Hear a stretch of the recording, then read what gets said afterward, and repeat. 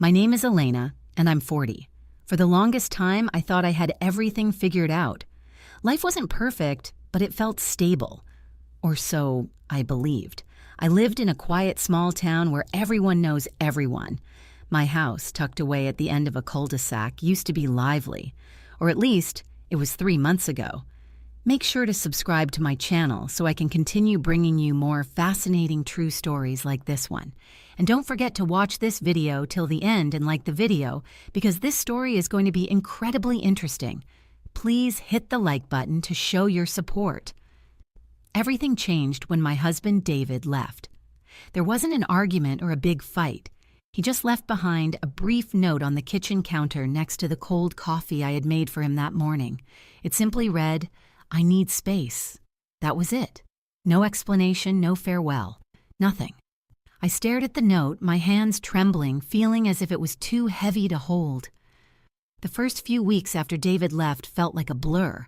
I just went through the motions, working at the bookstore I owned, coming home to an empty house, eating meals alone at a table that once felt full of life. Nights were the hardest.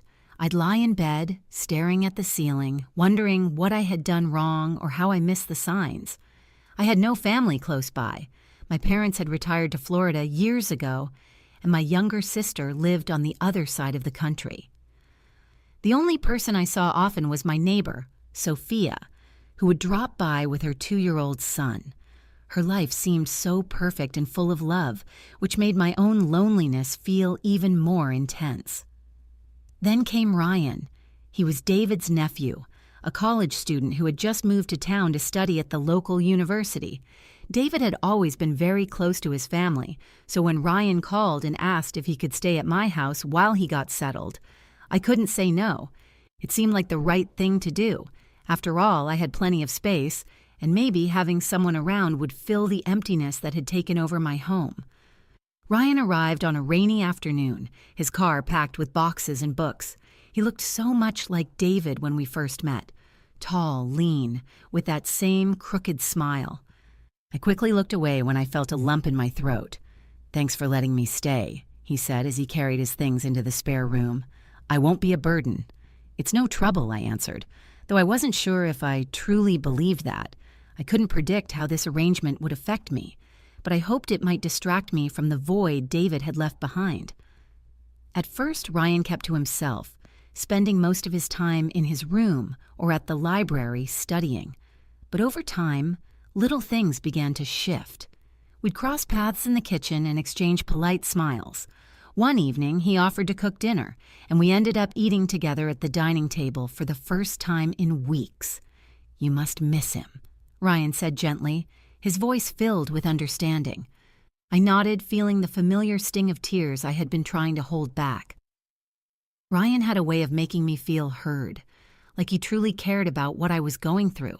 He wasn't just David's nephew anymore. He became someone I could confide in, someone I could talk to without fear of being judged. But while his company was comforting, it also stirred feelings I wasn't ready to face. Feelings I didn't quite understand.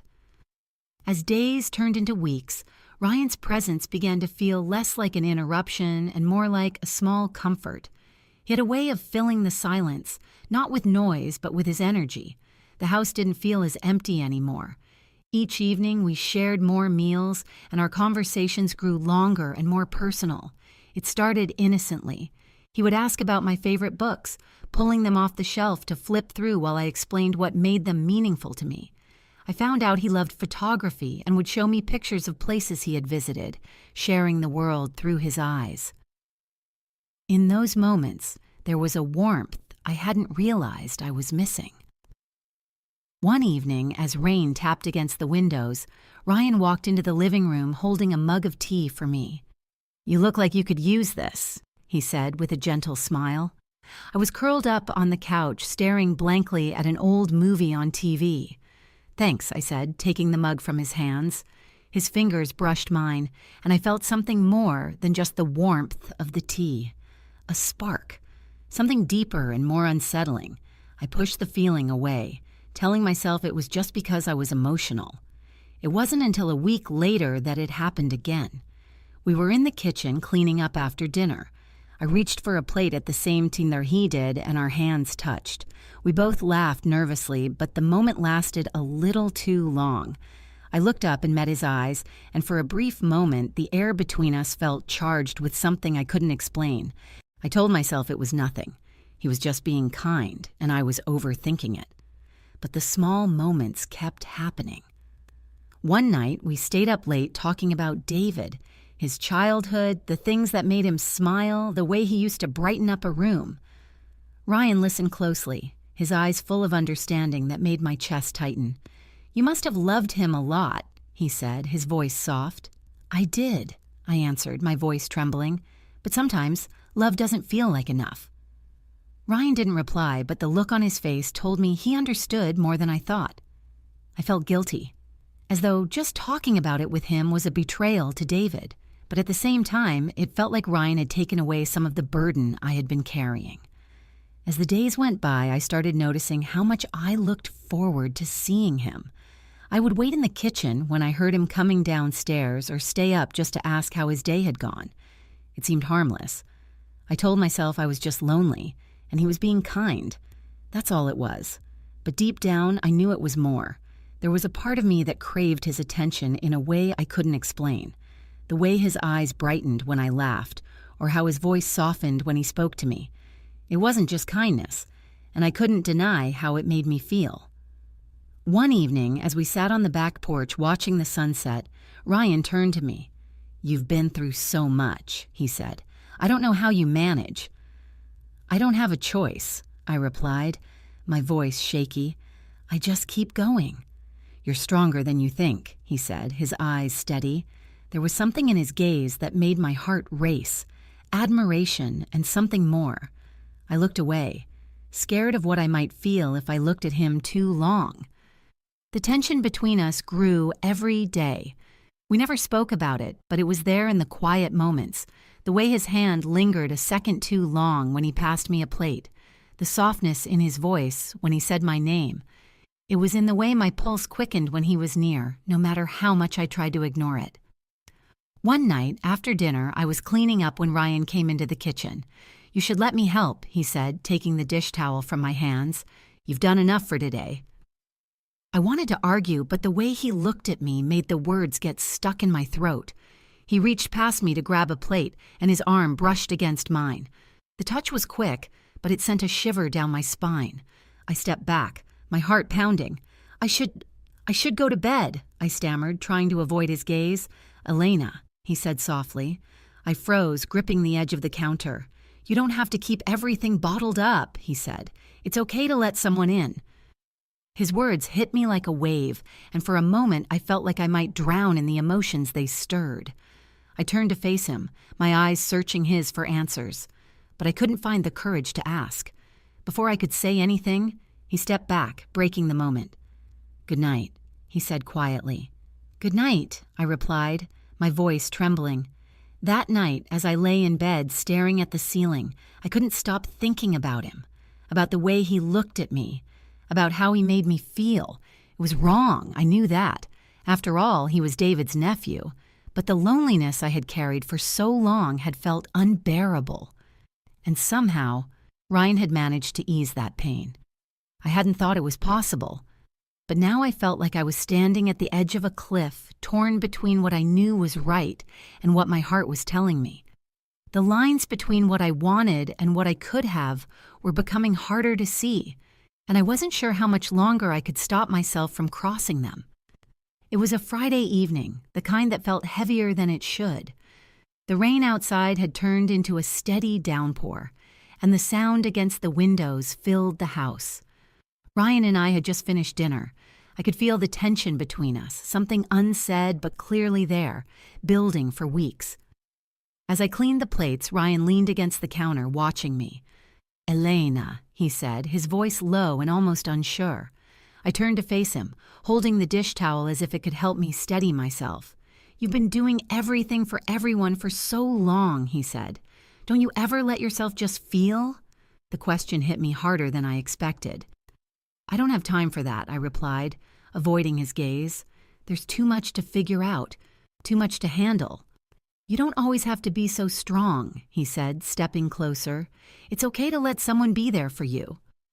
His words were kind, but they felt like something more, a quiet intensity that made my heart race. I shook my head, trying to push it away. "Ryan, this isn't right," I said, but he gently interrupted me. I know it's complicated," he said softly, "but I also know you've been hurting, and I hate seeing you like this." My breath caught in my throat. I felt exposed, like he could see all the cracks and weaknesses I had been trying to hide. "You don't understand," I said, my voice shaking. "You're David's nephew. This isn't right." "I'm not trying to replace him," Ryan said, his tone steady but full of emotion. "I care about you, Elena, more than I probably should." The words hung between us, heavy and undeniable. My chest tightened, and I struggled to find the right response, but nothing came. Instead, I felt a wave of emotions: guilt, longing, confusion, and something I couldn't name. Before I could stop myself, I said, "You shouldn't say things like that."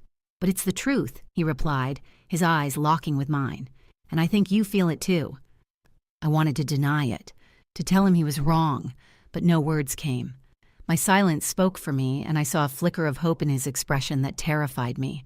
"I can't do this," I whispered, stepping back. "I can't cross that line." "I'm not asking you to," Ryan said, his voice still full of emotion. "I just want you to be honest with me, and with yourself. You don't have to carry all of this alone."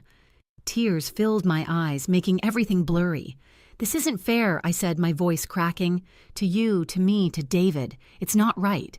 "Maybe not," he admitted, "but that doesn't make it any less real." The next moment was a blur. I don't know who moved first, but suddenly the space between us disappeared. His hand brushed mine, and then he was holding it. His touch was comforting but electric. My heart pounded as he leaned in, his forehead resting gently against mine.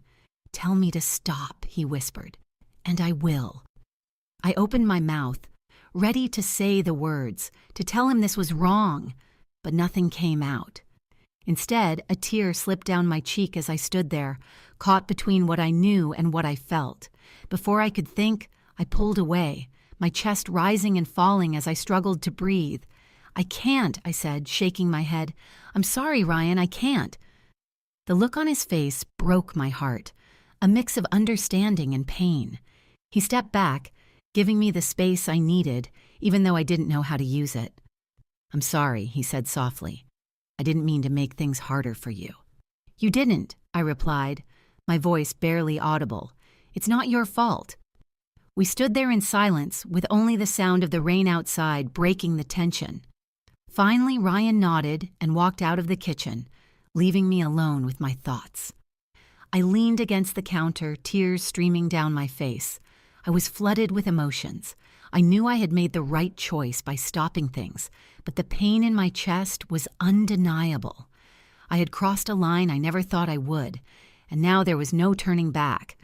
The bond between Ryan and me had changed, and no matter what happened next, things would never be the same. The next morning, the house was quiet.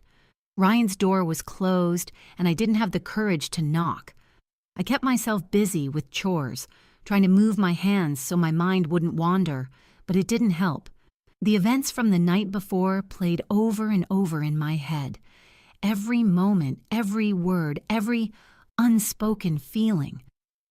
I felt a deep ache in my chest, a weight I couldn't shake. Guilt twisted inside me, but it wasn't just guilt.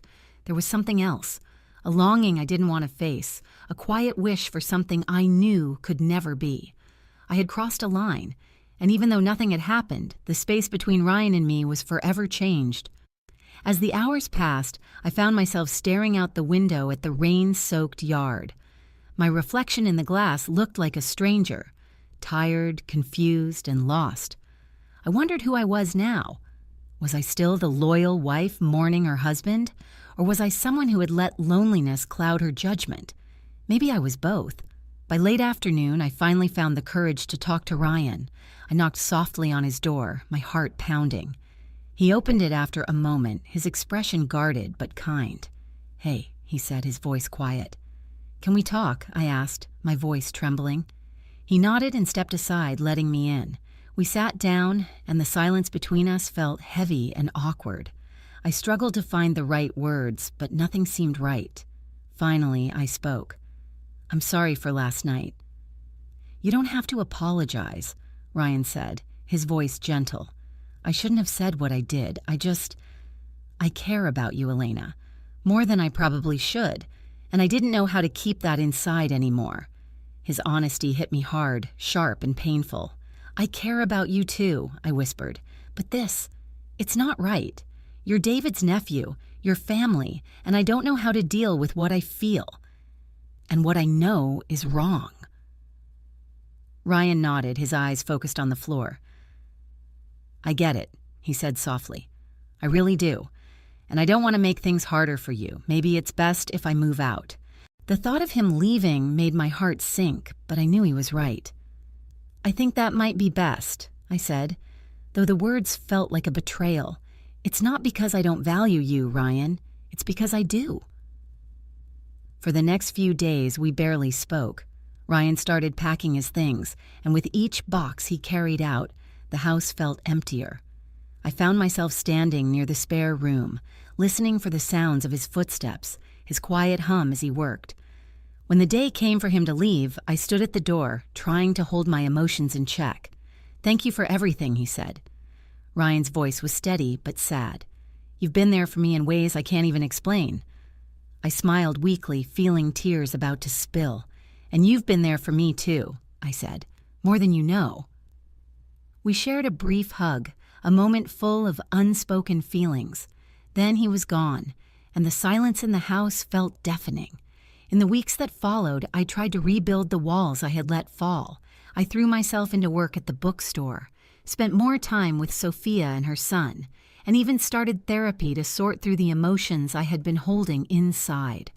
But no matter how busy I kept myself, I couldn't forget how Ryan made me feel, seen, valued, and understood. I often found myself wondering what might have happened if things were different. What if Ryan hadn't been David's nephew? What if David hadn't left? What if I hadn't been so desperate for connection? But life isn't about what ifs. It's about the choices we make, and I had to live with mine. One evening, as I sat alone in the living room, I thought about the lessons I had learned. I realized my loneliness wasn't just about David leaving or Ryan stepping in. It was about me. I had ignored parts of myself and buried my own needs. I had been so focused on being there for everyone else that I forgot how to take care of myself. The experience with Ryan, as painful and complicated as it was, had taught me something important. Connection is necessary, but it must come from a place of honesty and respect, not just for others, but for myself. I couldn't let my loneliness control my actions, and I couldn't rely on someone else to fill the emptiness inside. As I thought about everything that had happened, I felt a mix of emotions. Yes, regret, but also a sense of growth.